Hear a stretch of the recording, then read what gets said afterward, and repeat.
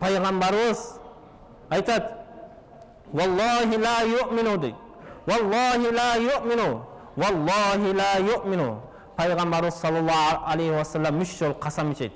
Аллаға қасам ішемін, Аллаға қасам ішемін, Аллаға қасам ішемін деп 3 жол қасам ішіп айтады: "Ла юъмину, ла юъмину, ла юъмину." Момын болмайды, момын кіші болмайды, момын кіші болмайды дейді. Қандай кіші, момын кіші болмайды? Emne үшін пайғамбар шуншалық қасам ішіп айтып жатады? Пайғамбар саллаллаху алейхи ва саллям жөнөкөй нерсе қасам ішпейді. Бирок біз азыркы күндө ушунчалык касам ичүүдү оңой көрүп калдык. Кичинекей машина сатсак дагы Кудай көрүп турат, машина жакшы. Кудай көрүп турат, машина тигинден мындай дейбиз. Кудай көрүп турат, үйдө эч проблемасы жок. Кудай көрүп турат, бул кийим ушундай жакшы кийим деп базарда айтып калдык. Бирок пайгамбарыбыз саллаллаху алейхи ва саллям бир нерсе касам ичкен болсо, Алла Таала бир нерсе касам ичкен болсо, ошол амал ушунчалык көңүл бура турган нерсе болот. Мисалы, Алла Таала "Вал аср" деп Аср сүрөсүнө касам ичип жатат. Ол аср дегенде уламалар айтат, бул жерде асрдан максат аср намазы дегендер бар.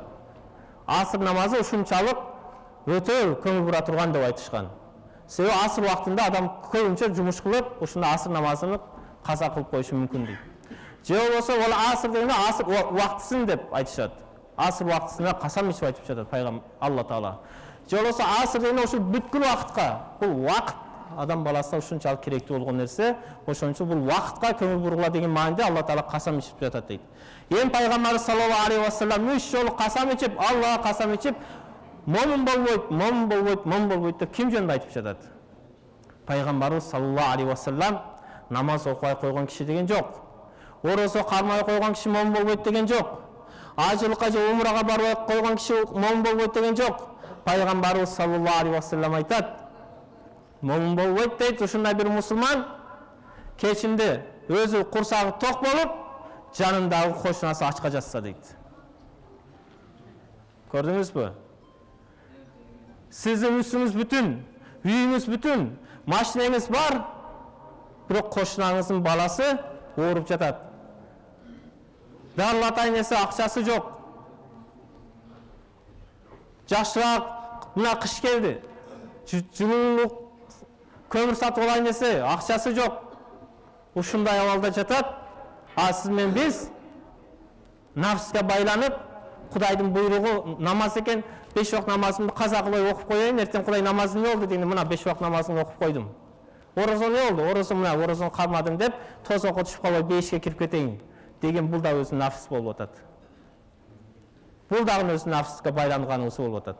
Чындап нафске байланбасак, анда биз намазга кошо ошо кошунабызды да унутпайт элек. Намазга кошо башка жетим жесирлердин акысын берет элек. Кой ушул 50 миң долларга машина мингенче 25 миң долларын менен дагы 25 миң долларды Алла жолунда садака кылайынчы дейт элек. Ушундай чоң үйлөрдө жашаганча муну сатып туруп, мен мусулман болсом, мен Алланы сүйсөм, мен пайгамбарды сүйсөм, пайгамбардын үммөтү, пайгамбарды эргешкен инсандар эмне үчүн ачка жүрүш керек? Кел мен ошого жардам берейин дешибиз керек. Эгерде сиз менен биз чындап Кудайга иман келтирген болсок, чындап пайгамбарыбызды сүйгөн болсок, ушул амалга барышыбыз керек. Эгерде бара албай жаткан болсок, анда билишибиз керек, бул иманыбызда проблемасы бар. Намазыбызда проблемасы бар, орозобузда проблемасы бар анда. Ал нерсени ушул дүйнөдөн билишибиз керек. Эртең күнү кыяматка барып, жаныбыз чыкканда кабырга киргенде аттың деп, аттың кылып арман айтканча азыр билишибиз керек. Азыр жаныбыз бар, колу бутубуз бош турган учурда эртең күнү жаныбыз чыккандан кийин кийинип жаткан кийимиңизди дагы чечкенге кудуретиңиз жетпей калат. Даарат алып жууган колуңуздан иштебей калганда сиздин кийимиңизди башка бирөө чечип, башка бирөө жүзүңүздү жууп, алып барып жалгыз койгон учурда ал кеч болот. Ошон үчүн момун мусулман бир туугандар, пайгамбарыбызга Алла Таала эмне дейт? Фазаккир файна зикра танфаул муъминин. Эскерткиң дейт, эскертүү момундарга пайда берет дейт. Эгер сиз менен биз дагы момун болсок, бул эскертүүлөрдү биринчиден өзүмө Алла Таала насип эткен болсо ушуга амал кылууду, андан кийин сиз менен башка дагы момун мусулмандарга ушундай эскертүү менен пайда алып, чыныгы ислам менен, чыныгы пайгамбарыбыздын, чыныгы сахабалардын жашоосун да жашаганга Аллахым насип этсин.